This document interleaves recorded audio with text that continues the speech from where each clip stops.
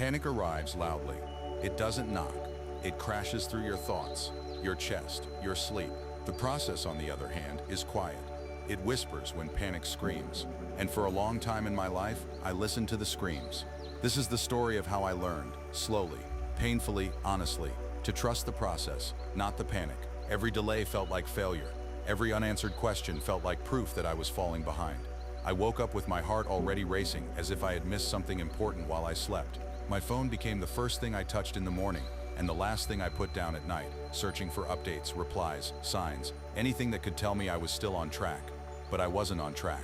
I was just afraid of being late, afraid of being forgotten, afraid of ending up with a life that didn't mean anything.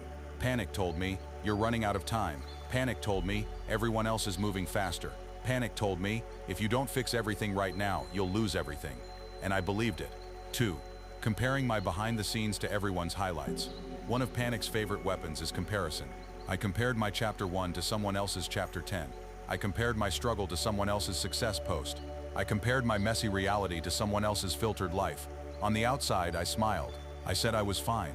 I joked. I encouraged others. On the inside, I felt like I was constantly failing a race I didn't even remember signing up for. I thought progress had to be loud. I thought growth had to be fast. I thought if I wasn't achieving something big, something visible, then I was wasting my life. Panic turned patience into weakness. It made rest feel like laziness. It made waiting feel like dying. And so I rushed through decisions, through emotions, through dreams, without ever stopping to ask where I was actually going. 3. The day panic took over. The breaking point didn't come with drama. It came quietly, in the middle of an ordinary day. I was sitting alone, staring at a screen, unable to focus. My chest felt tight, my hands were shaking, my mind was spinning through 1,000 worst-case scenarios. What if this doesn't work? What if I've already failed? What if I'm wasting my life? I tried to push through it like I always did, but my body said no. For the first time, panic didn't just visit, it stayed. That day I realized something terrifying. I had been living in survival mode for years, not because danger was real, but because fear felt real. 4. Mistaking urgency for importance. One of the biggest lies panic told me was this: if it feels urgent, it must be important. So I chased urgency. I answered every call immediately. I reacted to every problem emotionally. I made decisions out of fear instead of clarity. But urgency doesn't always mean importance, and speed doesn't always mean progress. I was busy but not effective, exhausted but not fulfilled, moving but not grounded. Panic kept me running in circles, convincing me I was moving forward. The process doesn't give instant results. It doesn't reward impatience. It doesn't explain itself clearly. That's why I avoided it for so long. The process meant doing small things without applause, showing up even when nothing seemed to change, trusting growth I couldn't see yet. The process meant admitting I didn't have control over everything, and that scared me more than failure. But slowly I noticed something. Whenever I followed panic, I ended up drained and regretful. Whenever I respected the process, even imperfectly, I felt calmer, even without immediate success. Learning to pause instead of react. The first lesson the process taught me was this: pause, not quit, not give up. Just pause. Instead of reacting immediately, I learned to breathe. Instead of answering fear, I learned to observe it. I started asking myself, is this a real problem or a feared one? Will this matter in a year? Am I responding from panic or from purpose? Most of the time, panic had no solid answer.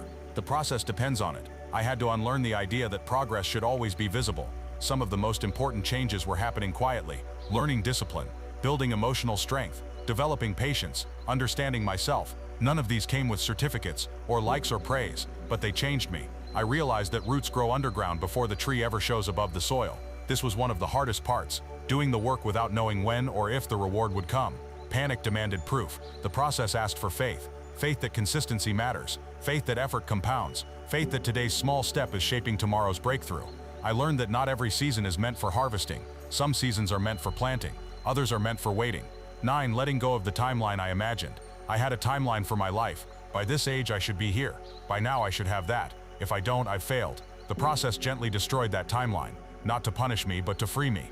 Life isn't late. You're not behind. You're not failing because your path looks different. Some lessons require time. Some strengths require struggle. Some destinations require detours. 10. Understanding that calm is a skill. Calm doesn't come naturally when you've lived in panic for years. It's a skill, a practice, a choice. I practice calm by thus limiting noise and comparison, creating routines instead of chaos, allowing rest without guilt, saying no when panic said yes. Slowly, my nervous system learned that not everything was an emergency. 11. When panic still shows up. Panic didn't disappear forever. It still visits, but now it doesn't control me. When panic says everything is falling apart, I answer I've survived worse. When panic says you need to decide right now, I answer clarity comes with patience. When panic says you're running out of time, I answer I'm exactly where I need to be to learn what I'm learning. 12. The quiet power of the process. The process didn't change my life overnight. It changed how I live every day. I stopped chasing speed. I started building depth. I stopped fearing pauses. I started respecting them. I stopped believing every anxious thought. I started trusting consistent action. And without realizing it at first, my life became steadier. Not perfect, but real. Not fast, but meaningful. 13. What I know now. I know now that panic is loud but temporary. The process is quiet but lasting. Urgency fades but discipline remains. Fear lies, consistency doesn't. I know that healing isn't dramatic. Growth isn't always exciting. Progress isn't always visible, but it's happening. If you're reading this while your chest feels tight, while your mind is racing, while you feel like life is slipping through your fingers, pause. You are not failing. You are not late. You are not weak for feeling this way. You don't need to solve your entire life today. You only need to take the next honest step. Trust the process, not because it's easy, but because panic has never built anything worth keeping. I didn't learn to trust the process because everything worked out perfectly. I learned to trust it because panic nearly destroyed me. And now, when things feel uncertain, I don't rush. I breathe. I show up. I keep going. Quietly, patiently, faithfully. Because the process may be slow, but it is faithful. And panic only wants attention.